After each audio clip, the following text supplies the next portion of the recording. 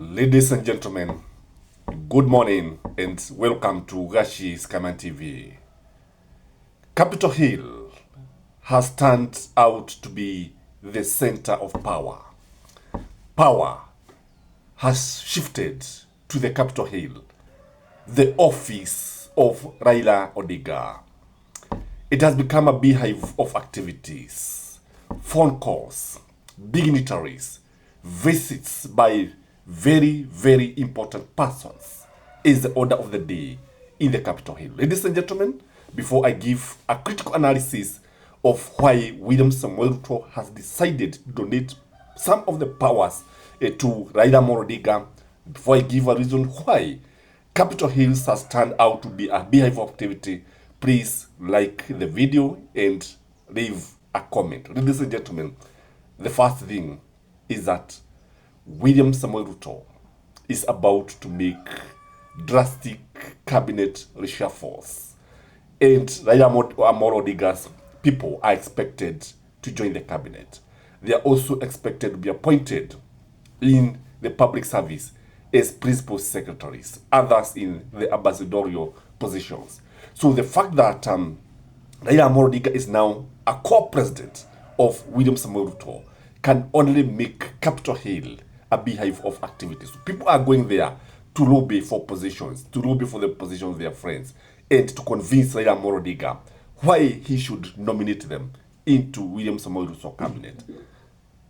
Number two, in my view, is because of business deals. This country is about making deals. The government of William Samuel Ruto is about people making deals, business deals, traders. It's about traderpreneuring. And ladies and gentlemen, whoever wants to win a tender must visit Capitol Hills, must convince Raila Amolo Odinga to lobby for his company, to lobby for his people, and even maybe to plead with Raila Amolo Odinga such that his company should be paid. You look at Raila Amolo Odinga, you realize that he has taken over the financial sector of this country. Look at the treasury is headed by John Badi from ODM. If you look at the budget and appropriation committee is headed by his man in parliament. Again, when you look at the energy docket, the same case, Opiyo Wandayi, and also when you go to parliament, the same. So when you look at these critical areas, well, actually, this is where money is. You realize that Raila Amolo Odinga is the man to watch, and that is why you see people going there to seek business deals. Number three, it could be about court cases. This country, cases are fixed. This country, it depends on who do you know and what can he do for you.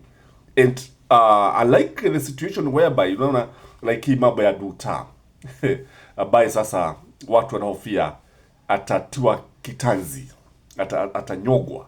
And when you look at our country, you know, our country is not used to law and order. We are used to a situation whereby unaenda kotini, then within some few days tunakuona ukizurura huku, even if you had committed murder, even if you are caught with drugs. We are not used to implementing the law as it should. So here, the court cases are fixed. So some people could be going there because they have cases and they feel that this case is working against them. Maybe they want to plead with Raila Amolo Odinga. He can just take a phone call and call Ruto the same, do a phone call and maybe fix a case here and there. We saw it when William Samuel Ruto was actually naming his cabinet. Very many people who had court cases, the cases were dropped, and before Kenyans knew what was happening, and the people had already been appointed into the cabinet. The other thing is about planning Ruto's meetings, especially when Ruto want to go to Raila's stronghold. If you look, for example, at the Nairobi trip, which left a trail of destruction and which actually tainted the government of William Samoei Ruto, you realize that William Samoei Ruto was actually accompanied by ODM leaders in Nairobi.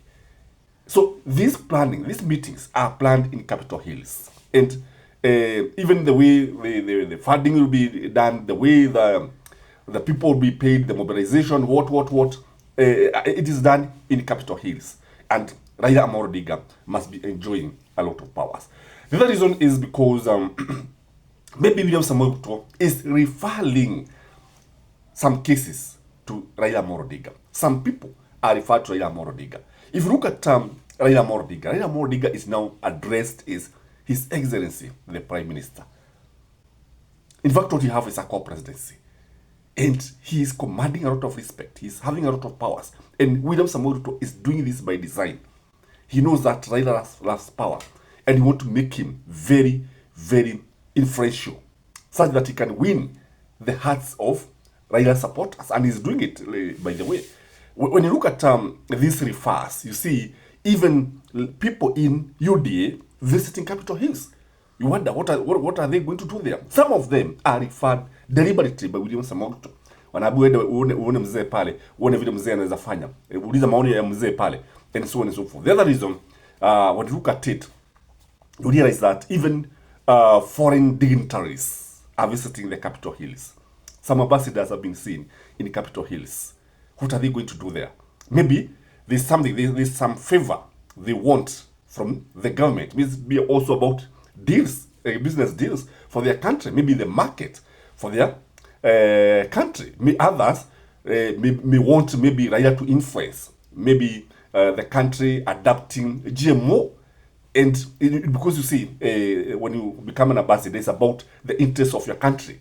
So when you look at Raila Amolo Odinga, you even realize that even ambassadors, foreign dignitaries, high commissioners are visiting his Capitol Hills. It is not by accident that they are going there. They are going there with a reason. The other reason, which I believe, and this one I think is a major one, is about lobbying for development. If you want development in your area, consult Raila Amolo Odinga. If you want a road to be fixed, to be tarmacked, consult Raila Amolo Odinga. If you want a hospital to be built, maybe in your area, you have to consult this man.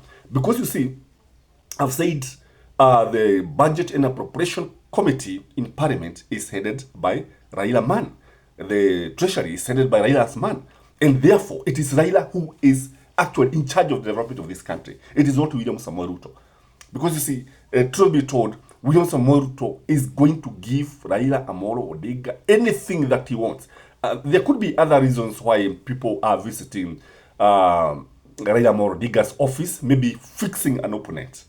No, najua hawa wanasiasa wana mambo mengi. If you know what happens behind the scene, you may hate politics. But that is the nature of Kenyan politics. You want to fix somebody, maybe unaambia Raila fanya hivi. And if you may ask yourself, how comes Raila prefer to support Sakaja than Babu Owino? Yet Sakaja is not a member of ODM. Babu Owino has been with Raila. Babu Owino has always brought votes in ODM, and it's very, very influential.